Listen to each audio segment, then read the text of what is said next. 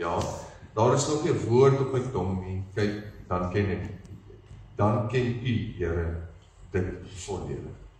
Van agter en van voor, omsluit u my. U plaas die handpalms op my. Om dit te verstaan, is 'n te groot wonder vir my. Dit is te hoog. Ek kan dit nie begryp. Hier is een van daai psalms wat Dawid geskryf het, wat die wonder van die Here probeer verwoord.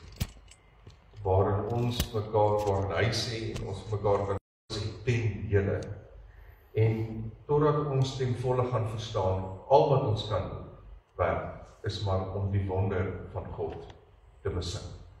Want uiteindelik is dit so, as ons God sou kon verstaan, dan sou dit nie God kon wees. Dan is dit net nog 'n verstaanbare wese, soos 'n mens. En daarom aanbid ons God. Dit is een van die redes hoekom ons God aanbid. Omdat hy soveel groter is as ons. En ons erken dat ons hom nodig het. Nou daardie selfde God. Ekskuus. Is vanmôre hier teenwoordig. Hy het 'n afspraak met elkeen van ons. Dis is toeval dat jy vanmôre hier is. Hy het die afspraak met jou gemaak. Hy kom dit na. Dankie dat jy dit maak.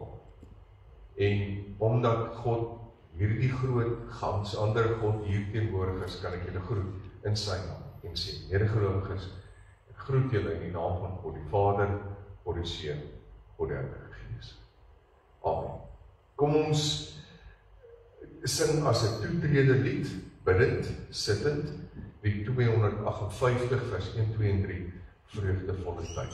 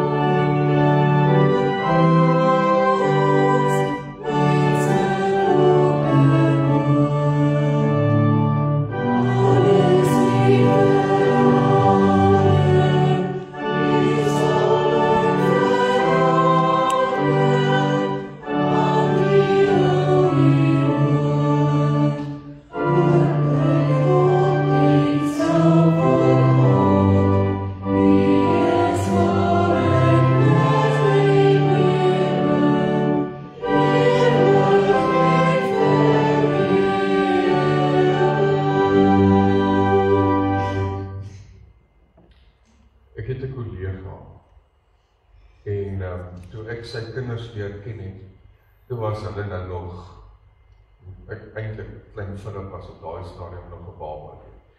En soos wat hy nou groot geword het hy toe nou mos nou, soos almal weet, leer praat, en dan dink hulle mos hulle eie woorde uit vir allerlei verskillende dinge.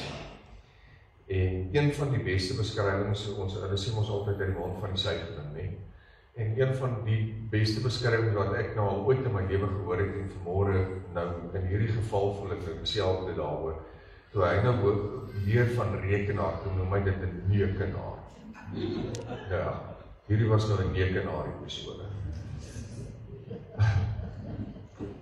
Voordat ons uit die woord van die Here lees, kom ons bid saam. Here, baie dankie vir die voorreg dat ons vanmôre hier kan wees. Dankie Here, dat U met ons moeite doen. Sommige hier waar ons is, vir wie ons is. Dankie Here, dat die reën hier buite so groot verskil maak in die skepping. En dat dit eintlik ons herinner aan ons afhanklikheid teenoor U, maar ook hoekom ons soveel rede het om wel U naam aan te roep met lofprysing en aanbidding, omdat ons verstom staan en saam met die skepping wil getuig van U grootheid. Dankie Here dat U as die grote God vanmôre ook hier teenwoordig is. U is altyd oral teenwoordig, maar op geleenthede soos hierdie vier ons dit spesiaal. Dankie dat ons elke week hier kan by mekaar kom as geloofsgemeenskap en bietjie dieper kan delf in U woord, in U plan, in U hartklop vir ons. Ons wil graag vanmôre ons oor naby aan U bors hou, sodat ons kan hoor dit wat U vir ons wil sê. En daarom bid ons, kom praat met ons Here, ons luister graag. Amen. Die teks wat ons vanmôre lees, is die bekende Matteus hoofstuk 13, vers 24 tot 30, en dan ook vers 36 tot 43 van dieselfde hoofstuk. Hy het 'n verdere gelykenis aan hulle voorgehou. Die koninkryk van die hemel is soos 'n man wat goeie saad op sy saailand gesaai het. Maar terwyl die mense slaap, het sy vyand gekom, draabok tussen die koring gesaai en weggegaan. Toe die spruitjies opskiet en dit in die aar kom, het die draabok ook begin wys. Die eienaar se slawe het vir hom kom sê, meneer, het u dan nie goeie saad op die saailand gesaai nie? Waar kom die draabok vandaan? Hy het hulle geantwoord, 'n vyand het dit gedoen. Die slawe sê vir hom, wil u dat ons dit bymekaar gaan maak? Maar hy sê, nee. Anders kan julle dalk terwyl julle die draabok bymekaar maak, die koring saam uittrek. Laat albei saam groei tot die oes. En in die oestyd sal ek vir die wat oes sê. Maak eers die draabok bymekaar en bind dit in bondels om dit te verbrand. Maar maak die koring in my skuur bymekaar. Toe het Jesus die skare weggestuur en die huis binne gegaan. Sy disippels het na hom gekom en gesê, verklaar vir ons die gelykenis van die draabok in die saailand. Hy het geantwoord, die een wat die goeie saad saai, is die seun van die mens. Die saailand is die wêreld. Die goeie saad is die kinders van die koninkryk. Die draabok is die kinders van die bose. Die vyand wat dit gesaai het, is die duiwel. Die oes is die volëinding van die tyd, en die wat oes is engele. Net soos die draabok dan bymekaar gemaak en in die vuur verbrand is, so sal dit wees by die volëinding van die tyd. Die seun van die mens sal sy engele stuur, en hulle sal uit sy koninkryk al die struikelblokke en die wat wetteloosheid bedryf bymekaar maak en hulle in die vuur ontgooi. Daar sal 'n geween en 'n geknars van tande wees. Dan sal die regverdige skyn soos die son in die koninkryk van hulle Vader. Laat die wat oor het, luister. Ons lees tot sover.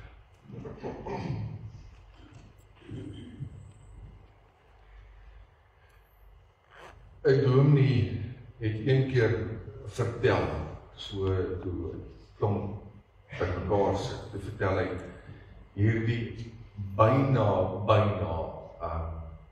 vernederende oomblik in sy bediening.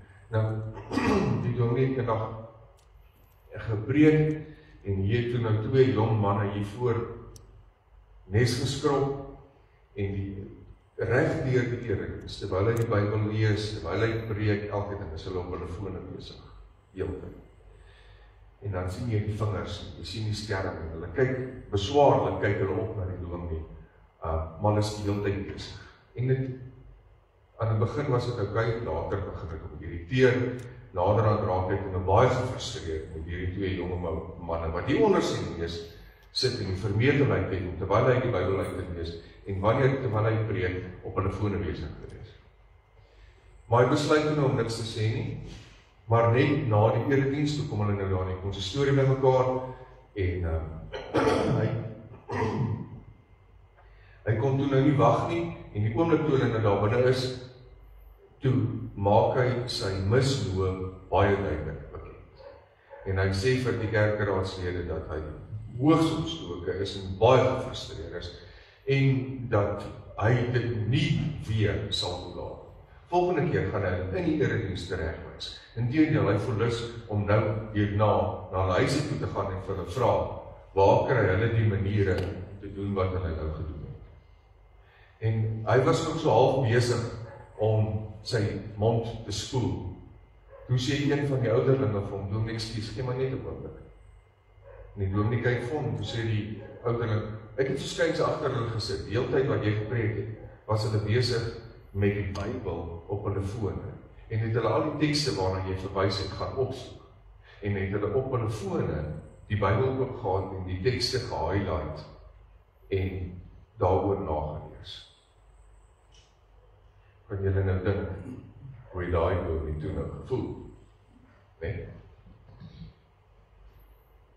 En hierdie gebeurtenis en al ervaring, laat my dink aan min of meer hoe ons dink oor, kom ons noem het nou maar, mense wat verkeerd dink, of mense wat verkeerd optree, volgens ons reëls, sonder dat ons noodwendig altyd die hele prentjie raak sien.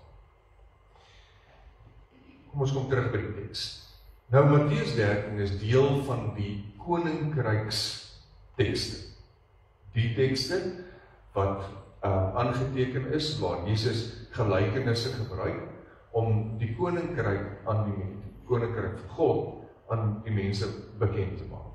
Nou gebruik hy allerhande beelde en metafore en iets meer, want uiteindelik is dit ons nou hoe ons praat oor God en oor die koninkryk, is deur middel van beelde en metafore, want ons het nie noodwendig die verstand of, nommer 1 om te begin, al gebruik jy die hele HAT, gaan jy nooit ten volle kan beskryf wie of wat God is of hoe die koninkryk is, want ons is te klein. Daarom gebruik ons nou maar beelde en metafore, soos wat Jesus gedoen in die gelykenisse. Daarom het hy wonderwerke en die seer, is om hierdie vir ons 'n greep te gee oor die grootheid van hierdie ganse anderheid van God en van die koninkryk. En dit was eintlik 'n reaksie, dit het begin en later en toe Jesus toe nou uitgebrei daarop. Dit was 'n reaksie op die vraag wat die gehoor vir hom gevra het oor hoe dit werk.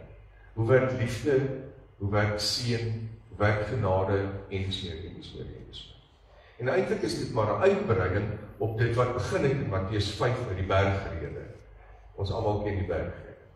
En eintlik wat Jesus vir hierdie ouens reg deur al hierdie goed probeer sê, woonmaal al die ander goed, is dat die koninkryk van God, lyk totaal anders. Matteus, interessant genoeg, Matteus praat van die koninkryk van die hemele. Matteus was baie sterk onderlê in die Joodse tradisie, en terwyl die ander evangelies praat van die koninkryk van God, het hy gepraat van die koninkryk van die hemele, presies dieselfde ding, maar dit was nou maar vanuit sy tradisie, want die Jode het ons gesê, jy sê nie God se naam hardop nie, en dit is nou om die 3de gebod te probeer nakom. So as jy God se naam nie sê nie, dan gaan jy dit nie misbruik. So nou gebruik hulle ander woorde, soos Matteus, die koninkryk van die hemel. Maar dit is nou sommer net so kantaantekening. En dit is ook uiteindelik die sentrale tema van al die gelykenisse en die bergrede, soos wat ons dit nou in Matteus lees. Die feit dat die koninkryk van God anders lyk. En as die dominee anders gekyk het na die twee seuns van die begin, sou hy nooit die verleentheid gehad het, wat hy toe nou dink ek wel beleef het, toe hy daar in die konsistorie gaal gebraak het, as hy van die begin af net anders gedink het. Maar die idee is mos gewoon. Tieners of kinders is altyd op hulle foon. En hulle is altyd besig met allerlei nonsens. Hulle kyk stories of hulle speel speletjies of hulle doen heeltemal ander goed as wat ons eintlik sou wou gehad het, dat dit meer opvoedkundig moes wees of allerlei sulke goeders. Dis die idee wat ons het. En omdat dit die idee is, onmiddellik as 'n kind op 'n foon is, dan raak ons geïrriteerd, gefrustreerd. Maar voordat jy weet waarmee is die kind besig, net soos die dominee gedoen. Want dis ons opinie. En toe Jesus nou kom praat het oor die koninkryk van God, het hy vir hulle kom vertel, ons opinie, of dan nou daai skare, of die gehoor se opinie, oor die koninkryk, is eintlik handomkeer verskillend van hoe die koninkryk van God werklik is, en hoe dit werklik werk. Dis gekoppel aan die Messias verwagting. Nou, hulle het gedink, dat as die Messias, wanneer die Messias kom, dan gaan hy onmiddellik met mag en geweld en elke ding die wêreld oorneem en die wêreld, dit kom daarop neer, die wêreld onderdruk, sodat almal nou wel kan verstaan, dat die Jahwidiese godsdiens, of die Messiaanse godsdiens, is die werklike godsdiens. Dan gaan die Romeine weer verdruk word, en die Israeliete gaan bevry word, en die Jode gaan die wêreld regeer. Dit was die Messiaanse verwagting. En toe kom Jesus, en in steede daarvan dat hy volgens verwagting in 'n paleis die kind van 'n koning sou wees, en dat hy dan nou die wêreld sou regeer, wat gebeur? Hy is in 'n stal, tussen diere gebore. Hy het nie in 'n paleis gewoon nie, hy het in die veld, hy het sy kop op 'n klip geslaan. Hy het nie slawe gehad wat sy voete kon was het nie, hy het sy volgeling met sy voete gewas. Totaal handomkeer verskillend van wat die verwagting was. En aan die hand van daai verwagting was die koninkryksidee ook gebou. Nou kom Jesus en hy kom vertel dat die koninkryk anders lyk as dit wat hulle verwag het, en nou kan die vraag wees, maar is dit dan 'n magtelose koninkryk? Want die Romeine is nog steeds in beheer. Geen geregtigheid geskied nie, soos wat hulle dit sou verwag het nie. Daar is nog steeds al hierdie seer en pyn en verkeerde dinge wat gebeur, en die seer en die smeer. Soos wat ons vandag ook nog steeds soms voel. En dit wat hy dan nou in die gelykenisse kommunikeer, is soms vir ons, soos hierdie voorbeeld, hierdie metafoor, heeltemal buite ons raamwerk, maar anders as vir ons was die toehoorders, toe hy dit vertel, was hierdie metafore vir hulle heeltemal glashelder bekend, soos hierdie metafoor. En op hierdie manier het hy met hierdie metafore 'n baie moeilike konsep makliker oorgedra. Nou kom ons kyk nou net vir 'n oomblik na die draabok en koring metafoor wat hy gebruik het. Hier by ons is draabok ook nie regtig bekend nie. Ons ken van koring, ons ken nie regtig van draabok. Draabok is baie meer algemeen in die Midde-Ooste en in Noord-Afrika, daar waar koring geplant word. Hier by ons is dit nie regtig. Ons ken van blinddussels en al daai. Maar draabok ken ons nie. Nou die verskil tussen die twee is so klein, dat werklik eers wanneer dit saad sien, ken jy die verskil. dit lyk wanneer dit ontkiem, wanneer dit hulle uit die grond uit opspruit, dit lyk dieselfde, so 'n gras tipe plant. En wanneer dit in saad is, lyk dit ook nog steeds baie dieselfde. Tot die oomblik wanneer die saad self amper ryp is om geoes te word. Eers dan kan jy die verskil sien. Koring is so heuningkleur en ons praat van dis goud, nee. Die koring staan goud op die lande. En draabok se saad is donker, amper swart. En nou is die moeilikheid dat draabok se saad matig giftig is as jy dit kan kry. Inteendeel, as jy genoeg daarvan kan kry, kan jy doodgaan af. En omdat dit so naby aan mekaar is, en jy eers regtig die verskil sien wanneer dit vrug lewer, nee, wanneer die saad daar is, kan jy nie regtig voor die tyd die draabok uithaal, verwyder. Want jy gaan nie weet, verwyder jy die koring of verwyder jy die onkruid. So jy laat dit nou maar staan in die lande, juis om te wag dat dit vrug dra. En dan wanneer dit dan gebeur, dan moet jy nou eers die draabok, dan gaan verbrand jy dit, dan moet jy die koring, en dan doen jy nou daarmee wat jy moet doen. En nou sê Jesus, die koninkryk van die hemel, die koninkryk van God, is soos dit. Hy verklaar self 'n klomp van die metafore, deur te sê, die land is nou die koninkryk, en dis met ander woorde hier die wêreld, ons as gelowiges, en dan nou die koring en die draabok is die goeie en die slegte. Ons moet dit nou nie verstaan as goeie mense en slegte mense, glad nie. Dit is die goeie en die slegte in die wêreld. Kom ons sê nou maar liefde teenoor haat, dis wat het is. En die Romeine het 'n wet gehad, want dit het meermale gebeur, dat wanneer 'n vyand jaloers is op iemand anders se oes, of lande, op sukses, of wat dit ook al mag wees, dan het hulle letterlik gegaan en skelm, gaan draaboksaad gooi tussen koring, want op so 'n manier het hulle dan nou die ou se oes bietjie skade gedoen, hè? En julle kan nou dink, die hoeveelheid, jy gaan 2 keer oes. So, die arbeid is meer, die uitgawes is meer, al dies meer. So, die vyand, dis wat ons teenoor mekaar gedoen het. Nydheid en goed is nie vandag se ding, dit kom al baie lang. Maar die twee staan nou daar in lande, en nou sê Jesus, dan is nou die wêreld, en die goeie teenoor die slegte, en jy kry ouens wat verkeerde goed as prins doen, om ander te na te kom, dis meer, en omdat dit so bekend was aan hulle, en die wet van die Romeine, daar was letterlik so wet, om mense te verhoed om draabok tussen koring te gaan saai, as jy gevang het, kon hulle jou toesluit.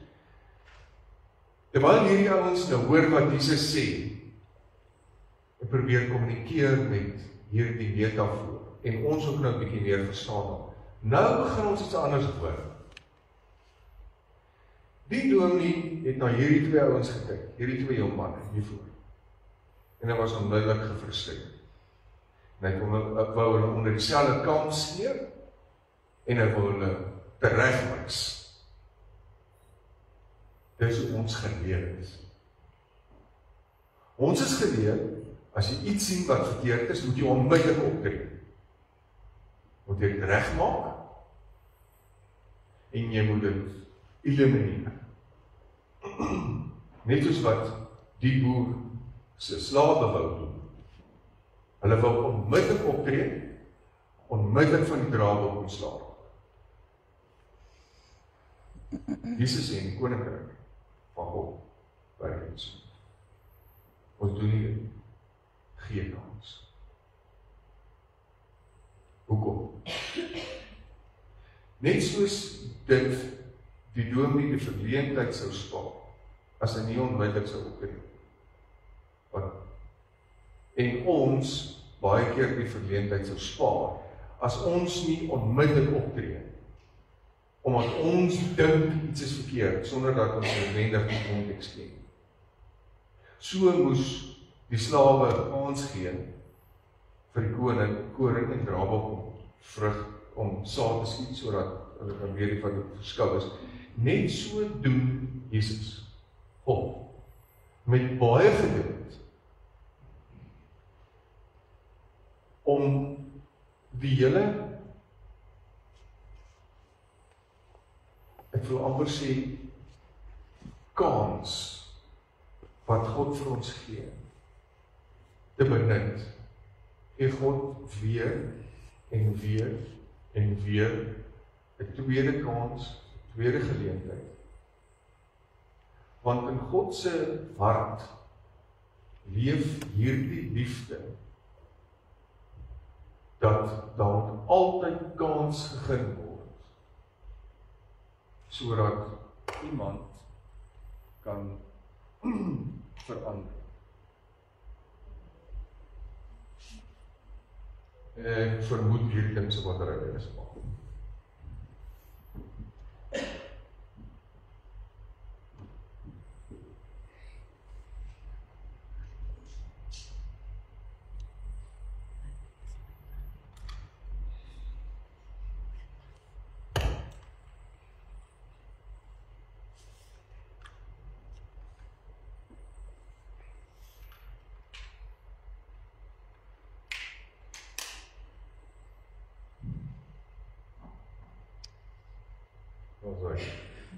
Ons probeer nou weer. Jammer daaroor. Ons is by dit leef in God se hart, dat almal weer 'n kans moet kry. Want eintlik wil God hê dat almal moet bekeer. God smag daarna met almal 'n verhouding. Nou die verskil tussen ons en die Drabok is dat Drabok is Drabok. Dit kan verander. Dis 'n onkruid, dit moet verbrand word. Terwyl ons kan nog verander. Daarom dan die tema van vanmôre. Onkruid kan verander. Want kom ons nou nie vir mekaar dok nie. Almal van ons het Drabok en koring in ons harte. Dis hoekom ons God nodig het. Dis hoekom ons God se genade nodig het. En as ons nou net op so 'n manier daaraan dink, dan besef ons dat die feit dat God aanhou kans gee, is vir ons net soveel tot voordeel as wat dit is vir iemand wat nog tot bekering moet kom.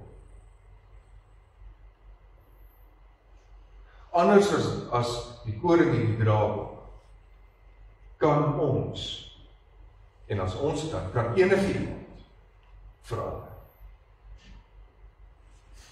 Ek en jy het nie noodwendig altyd die verhouding met die Here gehad wat ons nou het. En soms gebeur dit dat daar dae is wat ons nie noodwendig so naby aan die Here voel, soos wat ons sou wou.